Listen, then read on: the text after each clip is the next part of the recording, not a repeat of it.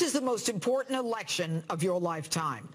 And whether you like Hillary Rodham Clinton or Donald J. Trump doesn't matter. There is only one person you can vote for. We cannot have a country led by a president subject to ongoing criminal investigations, potential indictment, and never-ending hearings. We cannot have a president under that level of scrutiny that inevitably leads to even more questions and more investigations. And irrespective of what happens to her, whether she's indicted or even guilty, it doesn't matter. Her guilt is a moot point. She cannot take the Oval Office. Now, in any other business, when the head of a corporation is plagued by scandal, that person steps down and is replaced because the board knows a business cannot succeed without respect and authority. How do you think the world is going to look at the United States when a woman under federal criminal investigation who's lied repeatedly to the American people is elected? Do you think they'll take her at her word? How many countries already own her through the Clinton Family Charitable Foundation, which was used to raise a minimum of $100 million just for her husband, Bill? How many countries like Morocco own her because they gave $12 million for 5 minutes with Bill? Just think, we can have our own world joke, like Bunga Bunga, Prime Minister Berlusconi, under constant investigation while in office and then sentenced to prison.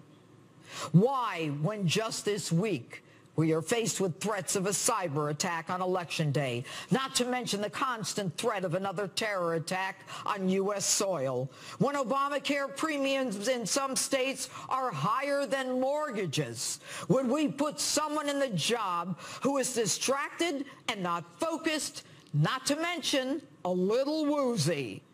We need a commander-in-chief focused on daily briefings, not one who, along with her staff, is worried about her and her spouse's investigation and what leverage can be used to shut that investigation down, worried about what vulnerabilities they have or whether they are being blackmailed or extorted. The only winners there are the blackmailers and the president. We are the pawns in a case like that. You and I are the ones who would pay the price. Now, I don't know how old you are, but I personally can't take another chapter of Clinton scandals.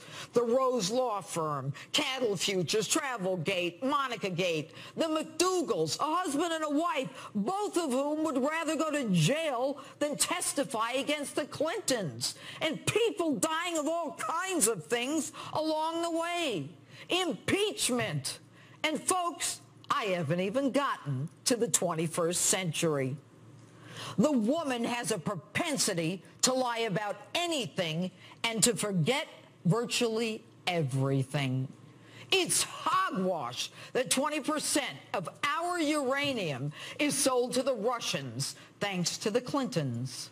Our Department of Justice has already been corrupted by Bill Clinton, and now brazenly, the target of that criminal investigation, Hillary, announces that she'll keep Loretta Lynch as her AG should she become president. And if you are tired of this cesspool of corruptibles and visits from the ghosts of the Clintons' past, then you simply don't have a choice. She is a woman guilty of bad judgment over and over. What makes you think her judgment is going to get better, or that she's going to work for you, or even think about you with the sword of justice at her throat?